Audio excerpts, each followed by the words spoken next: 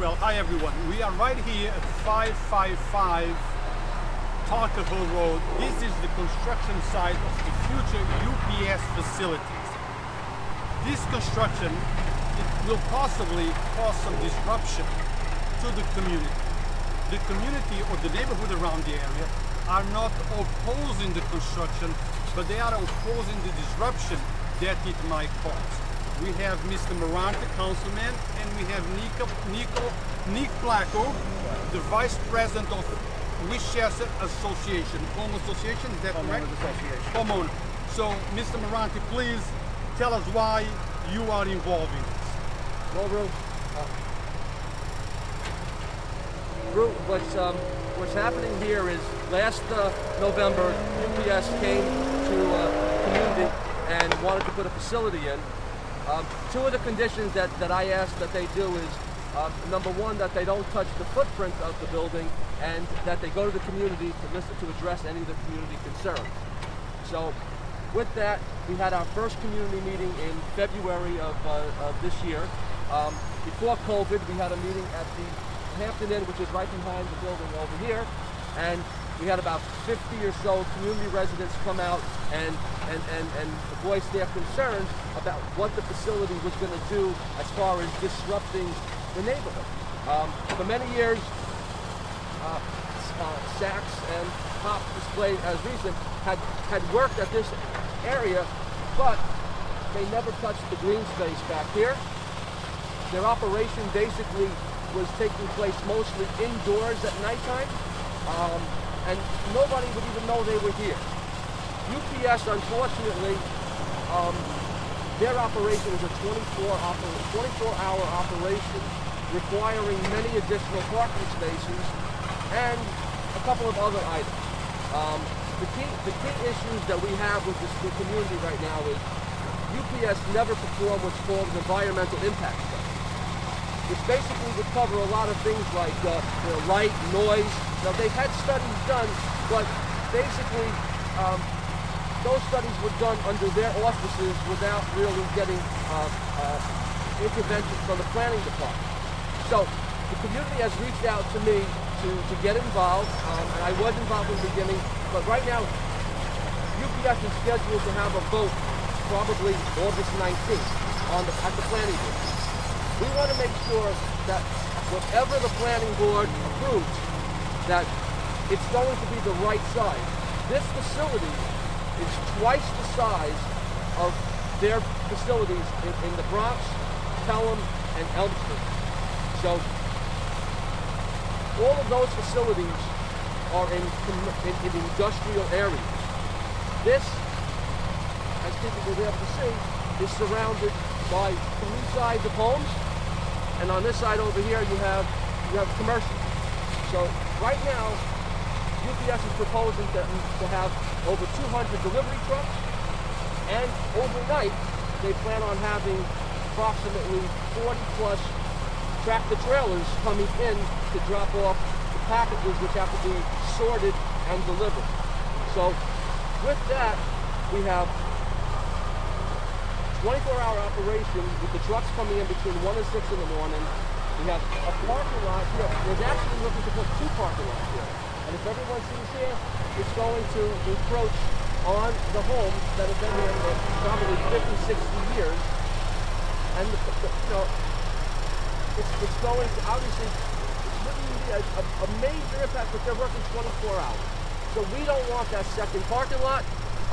They also have a proposal to include a Sorry to interrupt. Let's take a little step forward so make sure that the people can hear us. And as we speak, Mr. Anthony, just bring your mask down as you speak so they can hear you, and speak loud so they can hear you. Okay, so as I was saying, that what's happening is you have the parking lots that they're putting here is taking up the green space. When the project is done, the parking lots are going to come maybe 10 feet behind where we're standing right now. So all the folks, when they come up East Grafton Sprain Road, they're gonna be seeing a building like reaching out to them as they're driving up. Something that they haven't had. These are the local residents that are usually up on this street. We have, as I said before, tractor trailers and delivery trucks. Okay, they want to put another cut on East Grassy Sprain Road, which would to allow their trucks more efficiency. UPS is about efficiency. Well, we appreciate their operation, but we care about our efficient lifestyle. Again, when I became a councilman, my main goal was to make sure people's quality of life was not disrupted. This project, if not controlled by the planning board from the get-go, will have a lot of impact on people's quality of life. The last couple of things was they want to put fuel tanks here. The residents, we'd rather not have the fuel tanks here because they want to pump their trucks up here, save a few bucks. Again, everything for their convenience. And I guess the deployment, remember when the trucks deploy in the morning, between 9 and 10 o'clock in the morning, we want to make sure that it's not done in a manner that disrupts the traffic. As you know, Tuckahoe Road is an east-west corridor, and the east-west corridors are very limited here in Yonkers, and we want to make sure that the traffic on Tuckahoe Road flowing east and west is not disrupted at all, but at least keep it to a minimum. And that's basically our positions. Mr. Merante, if the City Hall or the City of Yonkers receives a plan to construct or build up an UPS facility, it doesn't take a brain surgeon to understand that it's going to be a high traffic area. Trucks in and out, traffic exits, probably accidents, because when there is a lot of traffic, we increase the chances of accidents in the area. Safety reasons. Didn't the City Hall or you as a councilman knew about all about this? Well, Ru, you bring up another valid point. This project is now before the planning board. The project is before the planning board. This is one of the questions and concerns that the community has. Normally, any project that is before the planning board, awaiting site plan approval, does not get to construction. So the community is concerned. Why are they allowed to? What if the planning board turns around and says, you know something, it doesn't fit here, you can't be here? Because they have the right to say it doesn't belong here.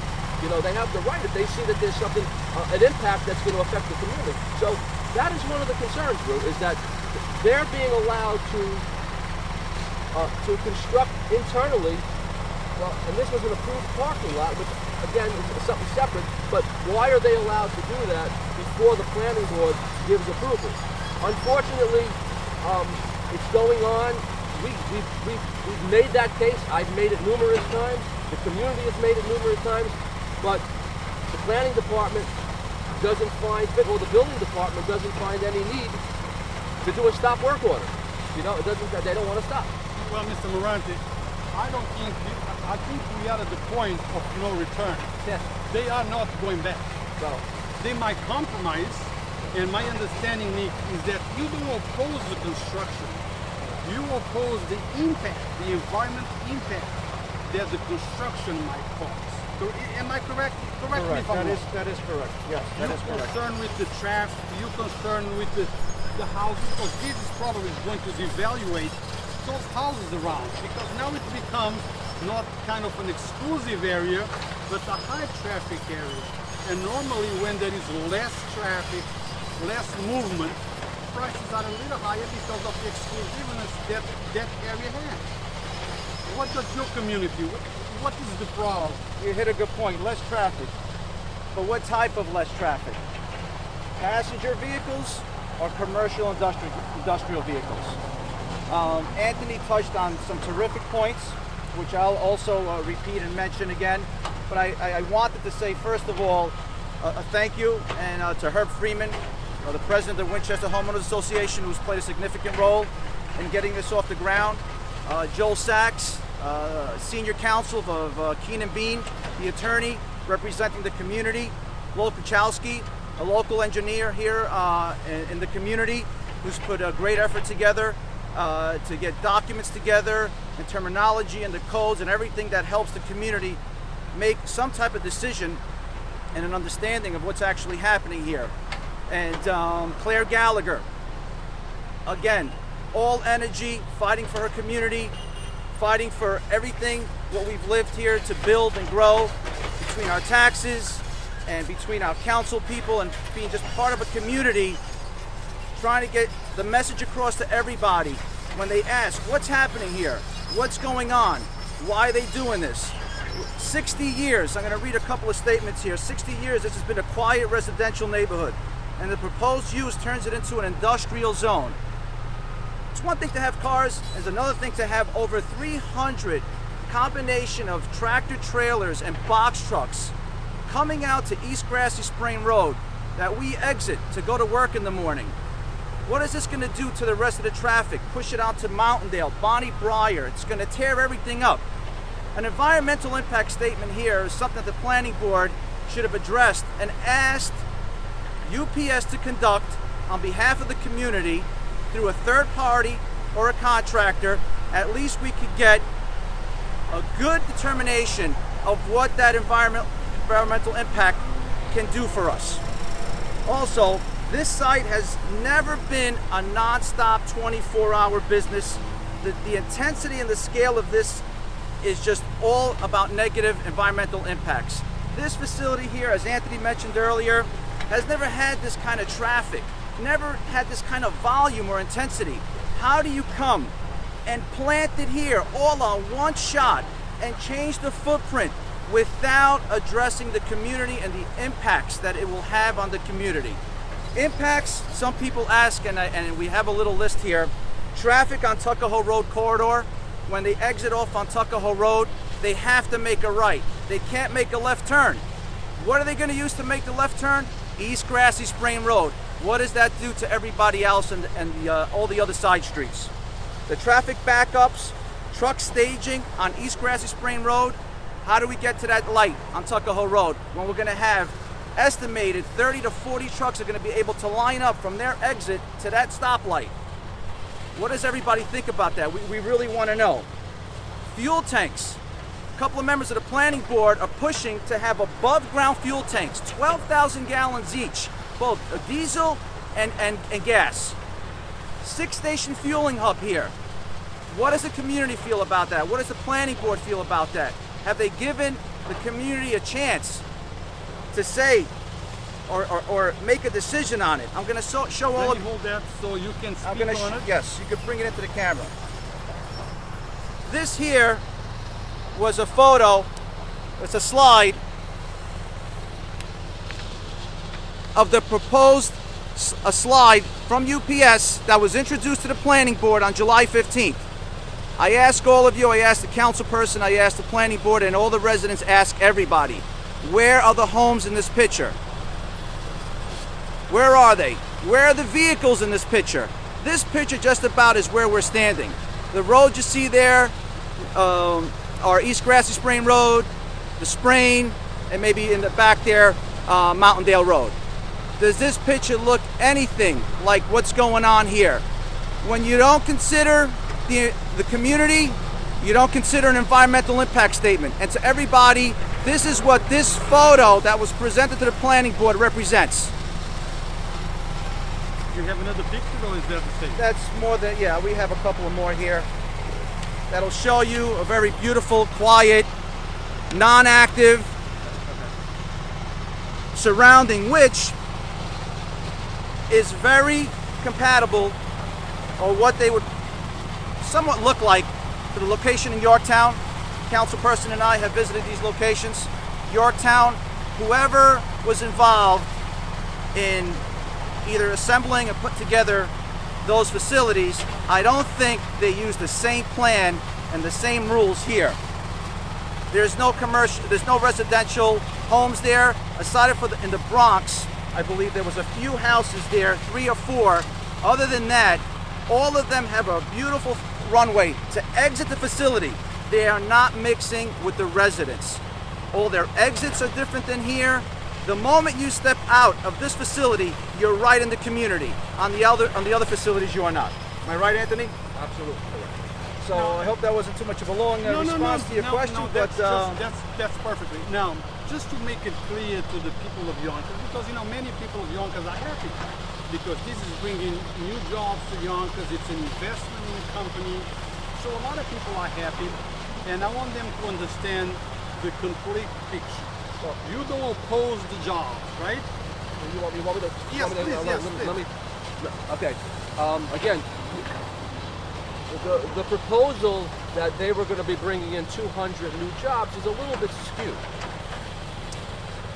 What's happening here is the purpose of this facility initially is to compensate for the overcrowding that they have at the other facility.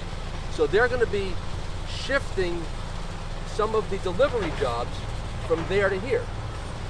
Sorry. So they're not creating new delivery jobs, which are Teamster jobs, very, very good jobs. But so initially they're going to be bringing in about 100 new trucks, maybe 120 trucks from other areas. No new jobs. No hiring?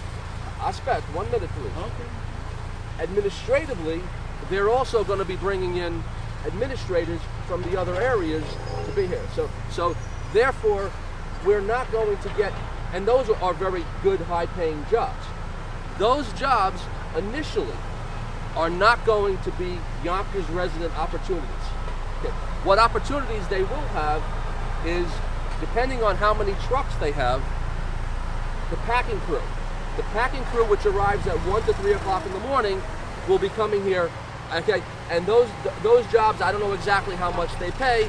They are part-time jobs. They vary. So again, if you were one of the workers and they weren't busy, you could be coming at 1 o'clock and be sent home at 5 o'clock.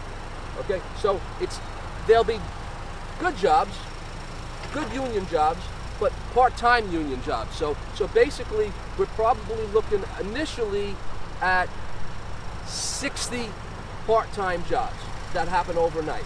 Not bad, but not the 200 high-paying jobs that were set out. Again, that is what the financial impact. So the financial impact on saying that we have 200 jobs available to local residents is not correct.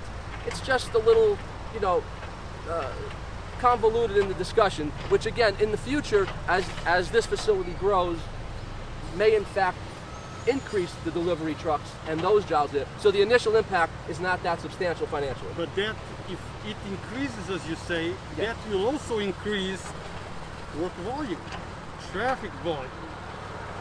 So the area will be completely different than what you now complaining about. Completely different. So you cannot just look at this as of now. You can have to look at the projection. What happens of the 3-5 future. years from now? Exactly. My proposal to the planning board is to somehow stagger the growth, if we can do that. I mean, I don't think, again, if they come in here with initially 100, 120 trucks and operate efficiently without disrupting the neighborhood, that would give us a better barometer to see, does it fit? My concern is if they have full reign to start out with, they can expand to 200 trucks immediately, and that will have a very, very big impact on the community if not done properly. So we need the planning board, because this is not coming before the city council. This is a planning board decision right now. Very important, yes. And we are asking each member of the planning board. I've already brought John Larkin, one of the planning board members out here. He understands. If you watch the meetings, he's very intense in his questioning on this. He's been here. I think Mrs. Landy has been out to the site. I don't know if any of the others, the other 5 of the 7 members have been out here. We would like the members of the planning board to come out here and take a real close look at what exactly is going on so they understand the impact on the community. I don't know if they they understand that impact. That is what we're asking. We want them to, a lot of things come before the planning board. We're going to add this, we're going to add that. Most of those, I was talking to one of the other attorneys, he goes, why don't they let us go first? We're usually finished in 5 or 10 minutes. This is a very intense project. We need intense focus by the planning board so they can help us make the right decision on UPS and its position here at 555 Tuckahoe Road. Now, Mr. Merante, okay, not 200 jobs, because a lot of these jobs are going to be transferred from other facilities to here. That's correct. But what about revenues, and how will it help the city of Yonkers in taxes and all that stuff? Well, again, we don't know the exact impact because that's why we haven't had the environmental impact study. If we had the environmental impact study, again, you might get some non-resident tax. Yonkers has a non-resident tax, and we'll get some of that. As far as some sales tax and some local, there might be some local. But the way this is set up, most of the stuff is people coming in and coming out right away. I don't see the drivers are not here. They're not going to be stopping up at Fridelli over here and buying sandwiches because they're out on the road. So I still don't feel that the financial impact is going. Will there be some positive impact? I believe there'll be some positive impact. Substantial? No, I don't think it's going to be substantial. But we welcome them. We just want them, and we'll take whatever revenue we can get. We just want the community not to be disrupted entirely. That's what we're asking. Shouldn't the study that you're talking about, or any study that it's done about the construction, about an investment, any type of a study before the huge investment is done, shouldn't the study be done first? Well, that's exactly what goes back to what we were saying earlier. And Nick reiterated what I said. The biggest, again, we basically got 5 or 6 issues. The first one was that the attorneys for UPS are saying that because it's an existing facility, it doesn't require a full environmental impact study. That is where all the answers come. You get those answers about finances and all that. It wasn't done. For the fact that they're building and working without the planning board approval, it's questionable. It's questionable. But so we're not happy about the process. But that argument benefits them. But I would assume that if you're changing completely the nature of a business, if you're going from a retail to an oil company, you need to do an impact study because it's a totally different nature of the business. Agreed. Could you talk to the planning board for us? That's exactly the point. That's exactly the point. Is that my letter to the community from with the help of the neighbors is that they want an environmental impact study. If we can get all those answers now, that would help us, further understand the project. There is something missing. A lot of people are asking the questions, how are they moving forward without approval from the planning board? And part of the answer is correct in that if they were just doing work inside, they could do the work inside. But how big of an operation are they creating inside? Because I personally don't believe that this facility is suitable. Well, physically it's suitable for 200 delivery trucks. For the community, it's too large. It may be a CM zone, which is light manufacturing distribution center, but again, we're in a residential neighborhood, and that is my concern, is that it's too large without the right prerequisites, which includes the environmental impact study. Now, Nick, I heard about your demands. Just to make it sure that the people understand, what are your demands and what are you hoping to accomplish? We don't want that study to be done a week before opening the doors, correct? So then we'll be too late. Correct. So what is your demands or your requests? Well, we would love the planning board to take it a step further. Look out for the community. Come out to the site. Look at the documentation. Go visit the other sites. And visit the other sites to see the difference in the volume of vehicles. As it was said not too long ago on a video, about a week and a half ago, this is going to be the largest distribution site in all of Westchester County and the Bronx. What does that say? If you look back, the homes that are not shown in the picture that we showed you earlier, the parking structure is going to be feet off of that parking. It's going to be feet off of the property line of the homeowners where their fence is. Even now, with all these vehicles, with the backhoes and all the construction going on, they're getting diesel fumes into their homes. From now, what happens when 270 vehicles come into this parking lot 24 hours a day? We asked the planning board in the city of Yonkers to please take another look at this. and address some of the concerns, valid concerns that everybody has. We've spent so much time on this. We haven't given up, and we will not give up until we are addressed in the proper manner. We understand a permit was granted for a parking lot here. That was back, I believe, in 2014 or 16. Claire Gallagher or Joel Sachs could further address that. But at that point, that lot had nothing to do with the UPS site, the UPS proposal, or the UPS distribution center. How does that work?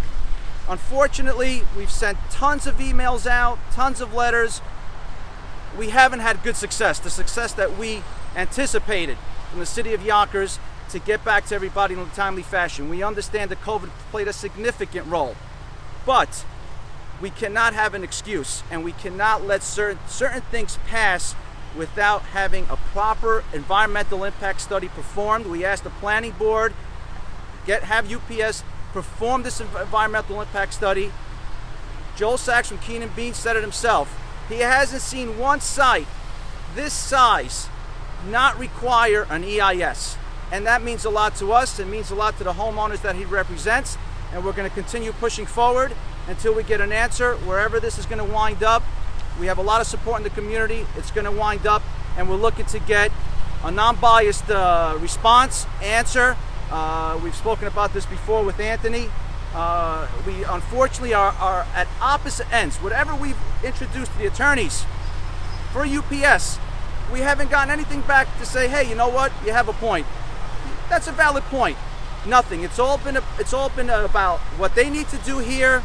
Some minor adjustments, especially with the green space, which was a big to-do regarding a meeting that took place that was videoed in 2014 regarding whether this green space should be altered.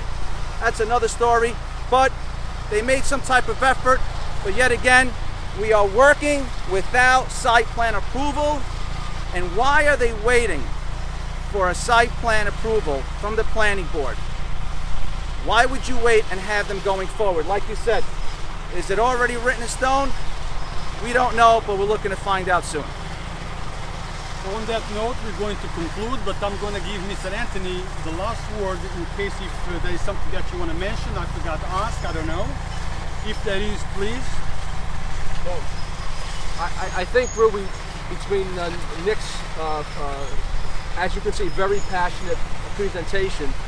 I've done a lot of research. Again, we've gone to the facilities. What we're asking for, again, we're asking the planning board members, please come out and visit this site. Please go out and visit all the sites in Pelham, the Bronx, and Elmsford. Yorktown has a nice facility. It's beautiful, hidden away. It's not. They're fine out there. Those other facilities, how run down the facilities can become when they become congested. We cannot allow what's happened at those facilities to happen here. Please help us. Please help the community by going out and doing that research and taking a look. The proposal is too large for this location. Thank you very much. And guys, on that note, we will conclude this interview, but I want to remind you that Yonkers Voice does not take sides. We are not on that side or on this side. We are a neutral platform where people from the community can come in and talk about issues that are of importance to them, issues that they feel it matters.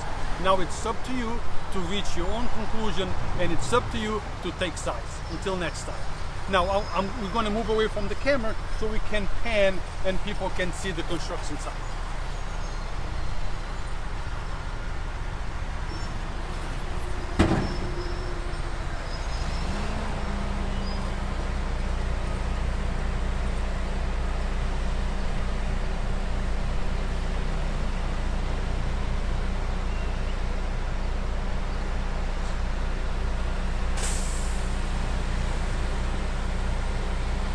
What did you say?